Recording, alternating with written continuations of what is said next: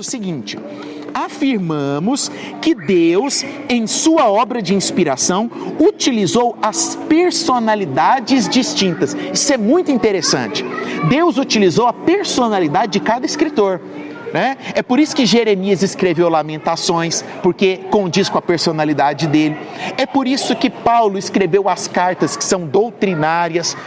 Deus usou a personalidade daqueles homens para escrever e utilizar os seus estilos. Por exemplo, Davi era um ótimo cantor e escreveu diversos salmos. Quanto à inerrância, o que essa declaração nos diz? Ela diz o seguinte: afirmamos que a inspiração, embora não tenha conferido onisciência, garantiu a proclamação verdadeira e confiável de todas as coisas sobre as quais os autores bíblicos foram movidos a falar e a escrever. Ou seja, eles não se tornaram oniscientes, sabedores de tudo. Eles foram inspirados dentro daquilo que Deus queria que eles escrevessem. Afirmamos que a Escritura em sua inteireza é inerrante, sendo livre de toda falsidade, fraude e engano. Na Bíblia não tem falsidade, não tem fraude e não tem engano. Isso é muito sério, e deve estar muito fixado em nossos corações. Por último, o que a declaração diz quanto à infabilidade? Afirmamos que a Escritura, tendo sido por inspiração divina, é infalível, de modo que, em vez de nos enganar, ela é verdadeira e confiável em todos os assuntos aos quais ela se refere. A infabilidade e a inerrância podem ser distinguidas, mas não podem ser separadas. A inerrância é uma coisa, infabilidade é outra coisa, mas as duas se complementam. É por isso que nós dizemos que a Bíblia, ao mesmo tempo, ela é inerrante e infalível. E eles terminam o artigo dizendo o seguinte: negamos que a infabilidade e a inerrância bíblica sejam limitadas a temas espirituais. Isso aqui é muito interessante, preste atenção. Limitados a temas espirituais, religiosos e redentores, e que não se aplicam a afirmações sobre os campos da história e da ciência. Ou seja, a Bíblia, ela não se limita apenas àquilo que tem cunho espiritual, religioso e redentor. O foco dela é esse. Mas a ciência e a história não vão contradizê-la. Negamos que hipóteses científicas sobre a história da Terra possam ser usadas apropriadamente para anular o ensino da Escritura sobre a criação, o dilúvio e outros assuntos quaisquer. Por que isso aqui foi escrito? Isso foi escrito de forma muito peculiar, porque hoje nós nos encontramos dentro de uma teologia liberal, nós falamos disso na semana passada, onde tudo que se fala é o seguinte: a ciência prova isso, então a gente pode refutar a Bíblia. A ciência mostra isso, então a Bíblia está errada. É o que todo mundo diz: isso não é ciência. Hoje todo mundo se acha na condição de dizer o que é ciência e o que não é, a sua própria pós-verdade. Dentro desse conceito, eu quero apenas citar um exemplo para vocês, para que a gente possa compreender isso na sua totalidade. Lá na Idade Média, nós tínhamos um conflito muito grande, que era o conflito entre a geocentricidade e a heliocentricidade. É a Terra que gira em torno do Sol ou é o Sol que gira em torno da Terra? Até então, a Igreja, como instituição, defendia que tudo girava em torno da Terra. A Terra era o centro de todas as coisas.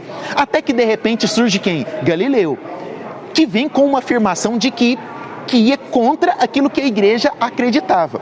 E Galileu chega e fala: olha, está errado, eu tenho aqui dados e eu tenho evidências que podem comprovar isso. A gente sabe o que aconteceu com Galileu, Ele foi conjurado por isso, Entretanto, a Igreja, na sua posição, conseguiu, dentro de um processo de remissão, olhar para aquilo que estava acontecendo e principalmente para as evidências e se redimir, assumindo que estava concluindo fatos errados e que a Bíblia, de forma alguma, mostrava que tudo girava em torno da Terra. Então a Igreja, tempos depois, lógico, isso tem todo um processo, conseguiu se reunir e definir sobre isso. Olha, realmente nós precisamos voltar dentro daquilo que nós acreditávamos, porque nós temos uma evidência. Havia uma evidência. Repita comigo: evidência. Essa palavra é muito importante, sabe por quê? Porque hoje nós temos, uma mentira ensinada e propagada de que a seleção natural de Darwin mostra o mecanismo da evolução e, consequentemente, barra aquilo que nós cremos que é o criacionismo, Dizem, não, mas a teoria da evolução, que é ensinada em todas as escolas, ela mostra, que a Bíblia está errada. Então, vocês precisam também fazer como foi feito lá atrás, Vocês precisam também rever, o seu conceito, Vocês precisam rever aquilo que vocês estão falando, porque a teoria da evolução mostra ao contrário. Vamos por partes. Primeiro, a teoria da evolução se chama teoria da evolução porque ela não é lei.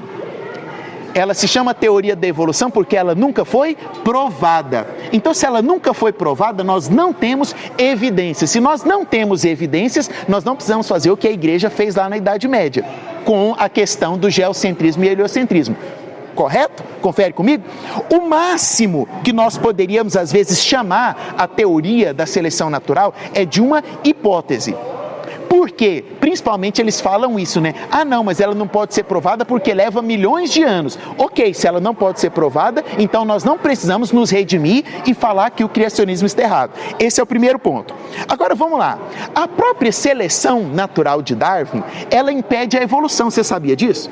Por quê? O que a seleção natural de Darwin fala? Que quando você tem um organismo mais adaptado ao ambiente, ele vai ser selecionado e ele vai sobreviver ali, não é?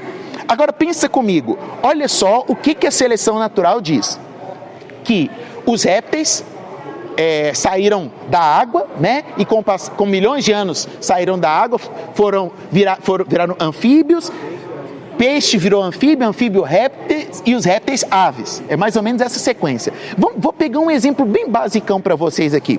Vamos pegar um anfíbio que tinha uma pata excelente. Um anfíbio, um sapo, que tinha uma pata excelente, que dava para ele uma boa propulsão, para ele pular e tudo mais, Para ele desenvolver, para passar de uma pata, porque tem um réptil no meio, Vou voltar, então vamos pegar um réptil que tinha uma pata boa lá, a pata dele era excelente. Para que ele pudesse passar de uma pata boa para uma asa boa e virar uma ave, no meio do tempo ele precisaria, a pata dele iria mudando, não é? Iria sofrendo transformações evolucionárias, é isso que a lei diz, ela ia sofrendo pela evolução, com o passar dos anos, essa pata iria modificando até que ela virava uma asa, até se tornar uma asa boa. Mas a seleção natural não nos diz que somente o que é bom permanece? Sempre que chegasse nesse meio, onde é meio pata e meio asa, ele seria selecionado. Nós não chegaríamos na ave nunca, porque sempre nós teríamos esse problema. Quando a pata não fosse boa o suficiente, ela seria selecionada. A seleção natural de Darwin, então, já esbarra exatamente nesse processo, nesse princípio. Nós temos vários outros critérios que mostram que não há evidência de informação genética para comprovar a evolução. Nós temos várias outras possibilidades de mostrar que através do DNA hoje, você não consegue ter uma evidência sustentável de que a evolução foi propícia. Então nós não precisamos mexer no criacionismo, porque nós não temos evidências. Agora, se você me perguntar assim, tá, professor, mas professora, enfim, ossos do ofício, Enfim, mas Gênesis, aí alguém vira e fala assim, mas Gênesis não é científico. Pelo menos a teoria da evolução é científica, Gênesis não é científico. Aí eu falo para você, você tem certeza disso, que Gênesis não é científico? Vamos lá, a pessoa vira assim, tem certeza. Por exemplo, a Bíblia fala que as plantas foram criadas no 3º dia, mas o sol só foi criado no 4º. E aí, tá errado, porque a planta precisa de quê? De luz. A planta precisa de luz ou de sol? De luz. E a luz foi criada em qual dia? No 1º. Então, as plantas poderiam ter sido criadas no 3º, não precisava do sol. A fotossíntese estava garantida, concorda comigo? A Bíblia não é científica? Por que ela não é científica? Vamos lá então. A Bíblia diz que no 3º dia, está escrito na Bíblia, e disse Deus, apareça a porção seca. Se você pegar o original e for olhar lá, apareça a porção, está no singular, não apareçam as porções. E todos vocês aqui já estudaram sobre Pangeia na geografia, não já? Onde todos os continentes eram um só. A Bíblia está extremamente correta. O termo do hebraico que aparece lá é apareça a porção seca, ou seja, uma única porção que era o que existia até então, a Pangeia. Beleza. Aí você fala assim, e a questão do homem? A questão do homem não tem jeito, formado do pó da terra. Do pó da terra. Você sabia que no pó da terra nós encontramos mais ou menos cerca de 60 elementos químicos que fazem parte da nossa composição humana? No pó da terra. E você sabia que já foi pesquisado o pó da Lua, o pó de Marte e o pó de Vênus? Você sabe quantos elementos químicos que foram encontrados no pó desses 3 locais? Não foram encontrados nem 10 elementos químicos. No pó da terra haviam todos os elementos necessários para que o homem fosse criado. De carbono, a hidrogênio, a nitrogênio e assim por diante. Agora vamos um negócio legal, né? Diz que Deus, para criar a mulher, fez o que com Adão? Induziu ele no quê? Num sono, a Bíblia fala que foi um sono profundo. Anestesia geral. Pronto, acabou. Tá lá, apagado, né? Segundo, e aí o que Deus fez então? Cortou e tirou uma costela. O que a gente encontra na costela? Célula-tronco. Tá pronto. Pegou a célula-tronco por um processo, lógico, né? Para os esteticistas, fez um procedimento estético, né? Bem bonitinho ali, né? O ponto bem dado para não deixar, né? Sinal. E o melhor de tudo, qual é a informação genética do homem? X, Y. E a da mulher? XX. Deus não precisou criar a mulher do zero. Deus apenas fez uma engenharia genética, duplicou o X. Tá pronto. A Bíblia é científica? Na escrita original dela, nós não vamos encontrar cientificismo nenhum, porque ela foi escrita para aquele determinado público. Entretanto, quando nós vamos estudar a Bíblia, nós podemos refutar aquilo que tentam nos coibir. Bom, o nosso cunho não é apologético. Nós poderíamos ficar aqui, e eu gosto demais desse assunto, nós poderíamos ficar aqui 2 horas falando só de provas e de conceitos nesse sentido. Mas nós vamos fazer uma série que se chama Fé e Ciência, né? Sei lá, 5, 6 episódios sobre provas científicas da criação, alguma coisa assim. Como colocar um evolucionista no seu lugar, nesse sentido. Mas o nosso foco hoje é a Bíblia. Por que eu posso crer na Bíblia? Baseado nisso que eu falei para você, nós podemos entender, beleza, a Bíblia de fato tem os conceitos de infalibilidade, de inerrância. E eu quero então responder 5 questões com você sobre a Bíblia. A primeira delas é possível confiarmos que a tradução da Bíblia a partir do original esteja correta? A segunda, é possível confiarmos que os copistas transmitiram de forma correta o original até nós? Terceiro, é possível confiar que estamos vendo o conjunto correto dos livros do cânon? Quarto, é possível confiar nos autores originais? E quinto, é possível ter a certeza de que os autores escreveram realmente a verdade? Vamos do início. Primeira pergunta, sobre a tradução da Bíblia, né? Você que está com a sua Bíblia aí, abre por gentileza em Marcos capítulo 10, versículo 50. Rapidinho, Marcos capítulo 10, versículo 50. Eu quero saber quem tem versão NVI aí. Nova versão internacional. Quem tem versão NVT? Escolhe uma versão aí, a mais... Jonathan, acho que é NTLH a sua, né? Marcos capítulo 10, versículo 50. Você tem a mensagem aí no celular? A mensagem ela é bem o outro extremo. Vê se tem a versão, a mensagem.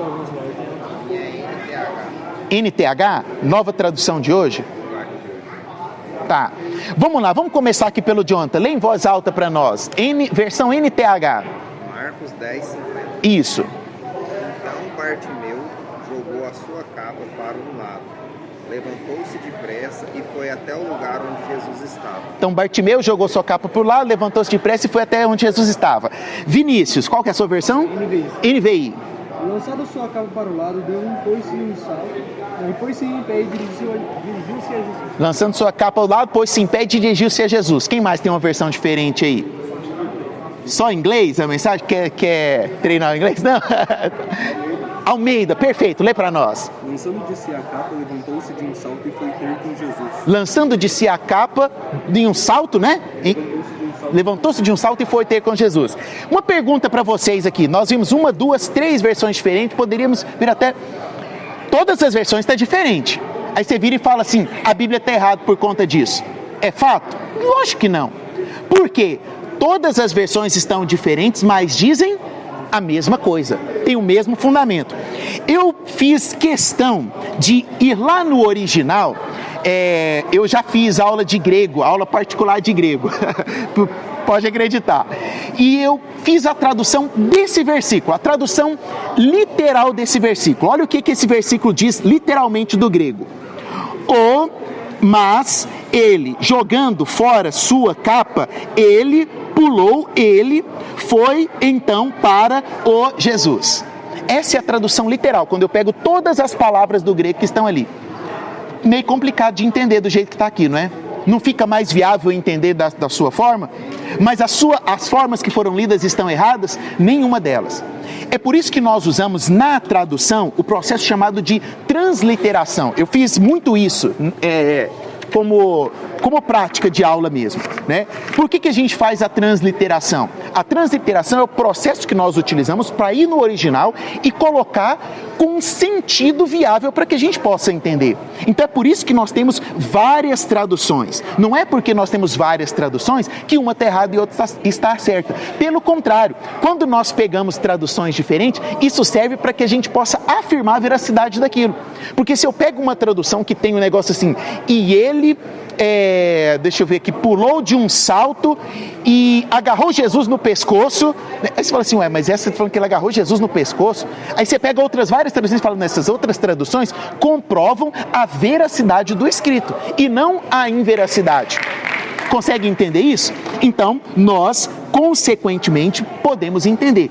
Existe um estudo que é muito profundo dentro desse aspecto, que é você estudar o processo de transliteração. Você sabe a NVT que nós temos? Quando eu comecei a usar a NVT, a primeira coisa que eu fiz, eu falei com o editor lá da Mundo Cristão. Bati um papo com ele e falei assim, nossa, eu recebi a Bíblia que vocês me mandaram, gostei muito, só que eu quero conhecer algumas coisas sobre ela. Aí eu tinha algumas perguntas, mas a primeira pergunta que me encantou foi a seguinte, eu perguntei para eles, quando vocês começaram o processo de tradução? Eles falaram no ano de 2010 e terminaram em 2020, para que pudessem lançar então, ou seja, 10 anos trabalhando numa transliteração de uma Bíblia. É muito tempo, é um tempo árduo, que nos mostra o quê? Que a tradução, ela é sensata, ela é honesta. Segundo, é possível confiarmos que os copistas transmitiram de forma correta o original até nós? Essa é uma grande pergunta, né? Porque nós não temos os escritos originais. O que nós temos são cópias que foram sendo passadas adiante. Por não ter os originais, algumas pessoas viram e falam assim, então não dá para acreditar, você não tem o original, né? Tá, então você não vai poder acreditar em nada de Homero e nem de Platão. Nunca tivemos nada original, nem de Platão nem de Homero. Mas todo mundo lê Platão. Platão, falou em Platão, nossa, você não tem nenhum original dele, mas você acredita na filosofia dele. Por quê? Porque é coerente. Da mesma forma, nós acreditamos naquilo que a Bíblia diz, porque a Bíblia é totalmente coerente. Para você ter uma ideia, nós temos cerca de 5.400 peças de cópias que foram sendo feitas ao longo do tempo. É muita coisa, né? Aí o que falam? Ah, não, então se tem muita cópia, teve muito erro também, né? Foi copiando demais e, consequentemente, teve muitos erros. Primeira coisa, hoje, né? Um livro hoje não tem o valor que tinha no passado. Um copista do passado, ele tinha uma responsabilidade enorme ao copiar aquilo que ele estava colocando ali. A responsabilidade era maior ainda em guardar aquilo. E nós temos um detalhe também. Você sabe, dos originais para as primeiras cópias, que são as que nós temos uma diferença que vai entre 50 a 70 anos no máximo. Ou seja, é muito pouco tempo para falar o quê? Ah não, o copista copiou e colocou o que ele queria. Porque tinha muito copista já fazendo as cópias do livro de João e João estava vivo. A carta dele chegou em tal lugar, a pessoa podia falar, opa, mas eu conheço João, eu vi João falando, isso aqui não está no primeiro escrito de João não. Então nós podemos acreditar nessas cópias? Podemos. E tem um negócio muito interessante também, que é o seguinte, a pessoa fala assim, mas a Bíblia se contradiz. A Bíblia se contradiz, é o que todo mundo, né? Mas tem contradição. Aí você fala assim, mostra a contradição na Bíblia. Aí a pessoa vira e fala assim, não, porque lá em Gênesis, capítulo 6, versículo 6, fala que Deus não se arrepende. Mas tem um texto lá em Números, capítulo 23, versículo 19, que fala, e Deus se arrependeu de ter criado o homem. E aí, Deus se arrepende ou Deus não se arrepende? O que nós temos que entender? Nós temos que entender que o grego original, tem muitos termos no grego que nós não temos possibilidade de traduzir literalmente para o português. Então o que a gente busca é aquilo que mais se aproxima. Por isso que até então era usada a palavra aproximação. E eu fui fazer uma busca, eu descobri que a Nova Almeida Atualizada, ela mudou esse contexto. Se você pegar a Nova Almeida Atualizada, lá vai estar dizendo no versículo, nesse versículo 6 de Gênesis o seguinte, então o Senhor Deus ficou triste e isso lhe pesou o coração. Ou seja, é um processo, nós tínhamos que estava lá, Deus se arrependeu, mas com o passar dos anos, isso foi sendo moldado, porque o arrependimento para nós é algo muito forte, mas até tempos atrás, era o que mais se aproximava, com o sentimento de tristeza que ficou no coração de Deus, certo? Então, nós podemos, acreditar nas cópias? Sim, nós podemos acreditar na veracidade das cópias. Terceiro, é possível confiarmos que estamos vendo o conjunto correto de livros? Aí tem aquela velha historinha, né?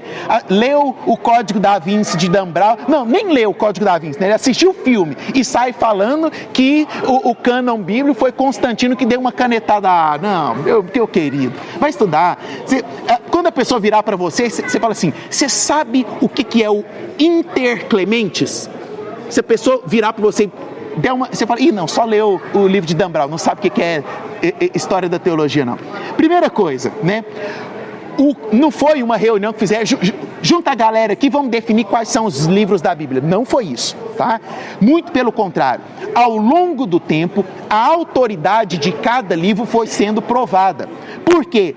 Haviam citações, haviam os pais da igreja que citavam determinados livros. Por exemplo, nós temos citações de Irineu de Lyon, de 180 depois de Cristo, de Justino Marte, de 150 depois de Cristo. Temos citações de Papias, que cita o próprio Papias foi possivelmente discípulo do apóstolo João, e ele cita que João recomendava ou autorizava os outros 3 evangelhos.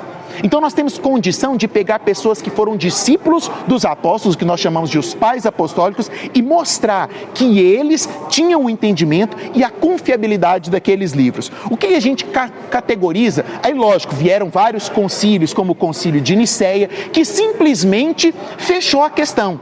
Mas isso já vinha sendo embasado há muitos e muitos anos, certo? Primeira coisa, a apostolicidade do livro. O que é apostolicidade? Foi escrito por um apóstolo ou por alguém muito próximo ao apóstolo? Segundo, para estar na Bíblia, tem que ter antiguidade. Existe um cânon moratoriano que recomendava aqueles livros que tinham sido escritos até o 2º século. Terceiro, ortodoxia, um padrão de verdade, refletindo aquilo que Jesus realmente tinha ensinado.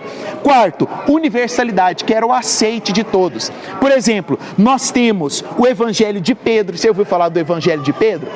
O Evangelho de Pedro existe, foi proposto, mas foi escrito muito tempo depois dos próprios evangelhos. O Evangelho de São Tomé também, e o Evangelho de São Tomé descreve lá que ele vai revelar coisas que Jesus tinha ensinado escondido para os apóstolos. A proposta do Evangelho de São Tomé era essa. Tudo Jesus falou abertamente. Por que Jesus iria ensinar alguma coisa escondido? Então, descaracteriza esse determinado livro. Quarta e penúltima, é possível confiar nos autores originais? Sim, é possível. Por quê?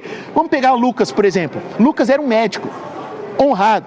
Se você for mais uma recomendação, leia Lucano, Médico de Homens e de Almas, é a história de Lucas, que mostra todo o processo que Lucas fez para desenvolver, pesquisar, conhecer as pessoas que estiveram com Jesus e descrever.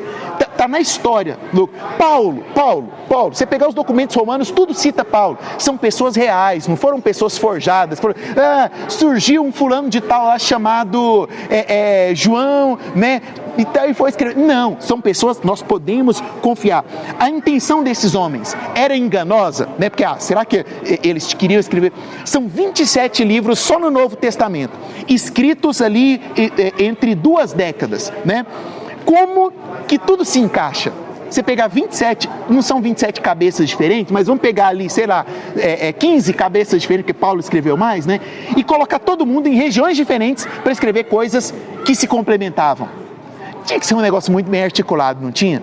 Nós podemos concluir que é possível confiar nos autores originais? Sim, porque nós podemos pesquisar a vida desses homens. Lucas, principalmente, mas Paulo também. Por último, quinta e última. É possível ter a certeza que os autores escreveram realmente a verdade? E se Mateus tiver escrito abobrinha? E se Lucas tiver escrito mentiras? Primeiro, vamos pegar algumas coisas só para te mostrar que não tem base a acreditar que eles estavam mentindo. Primeiro, a Bíblia é o livro que mais cita as mulheres. Por exemplo, quem foi que viu Jesus ressurreto e foi avisar para todo mundo? Uma mulher. O testemunho de uma mulher naquela época não era válido. Se acontecesse um crime e uma mulher fosse a testemunha, eles não validavam a testemunha dela.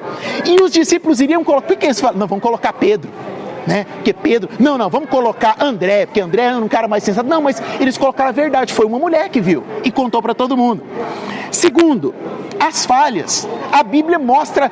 Já pensou se eles quisessem dar uma... né? Eles iriam ter colocado que Pedro negou Jesus 3 vezes? Iria ter colocado que Tomé duvidou? Mas nunca. Iriam forjar, não, Tomé é só, né? Judas, olha a questão. Você acha que iria colocar Judas como o próprio discípulo que traiu? Falar, poxa, esse líder aí não era de nada, que é o próprio discípulo. Mas eles colocaram lá, por quê? Para mostrar a veracidade. Eu disse isso aqui na minha última palavra. Ninguém morre por uma mentira. Quem morre por uma mentira? O que as pessoas, né, no nazismo faziam para contar a verdade e descobrir onde os judeus estavam? Espremia a pessoa, ameaçava ela de morte, fazia ela sofrer, torturava até que ela contava. Os discípulos todos morreram. Não teve nenhum discípulo que foi torturado e confessou, não. Todos morreram. Por quê? Porque eles estavam morrendo por uma verdade. Ninguém morre por uma mentira. Para terminarmos, os milagres. Tem muita gente que vira por aí e fala assim, mas eu não acredito nos milagres que estão na Bíblia. Há 15 dias atrás eu recebi uma ligação. Nessa ligação me falaram, olha, sabe o seu amigo, o Léo? Eu falei, sim, o Léo. Quem está falando? É a irmã dele. Eu falei, sim, claro, sei.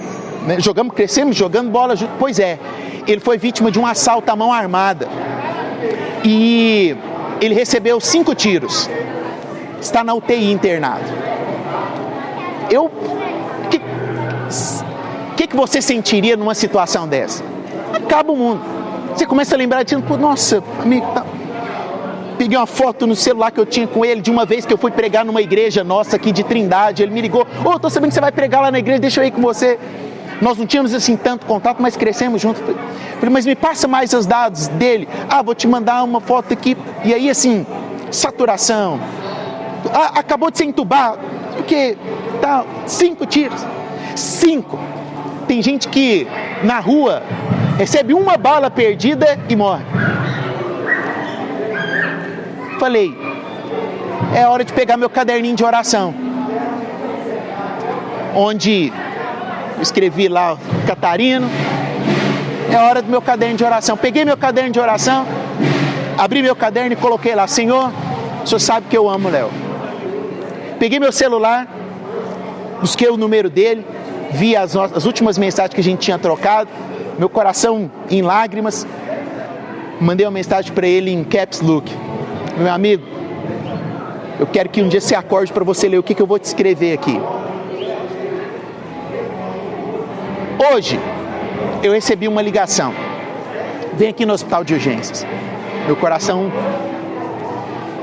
arrumei minhas coisas, eu tinha que passar em outro hospital, veio um outro caso de cirurgia, passei lá e vim correndo para o hospital de urgências.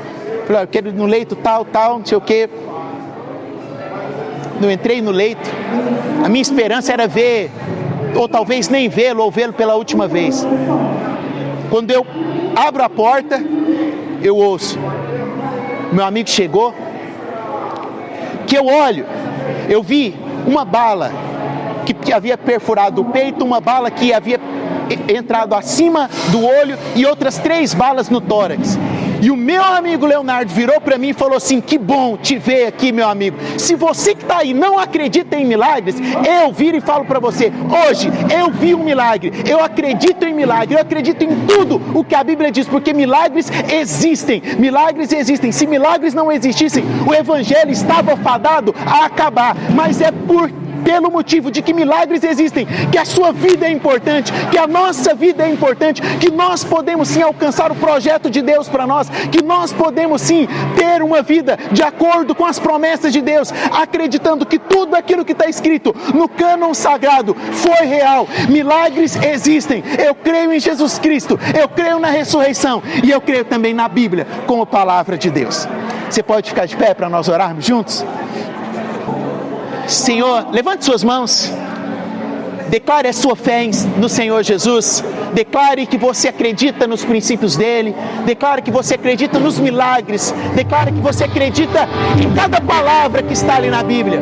Senhor, nós acreditamos no teu livro sagrado, nós acreditamos em ti, nós acreditamos nas tuas promessas, nós cremos que o Senhor é fiel, nós cremos que o Senhor é poderoso, nós cremos no livro sagrado que está em nossas mãos, e é por isso que aqui nós estamos. Nós te louvamos e te adoramos, em nome de Cristo Jesus o Nazareno. Amém, amém e amém.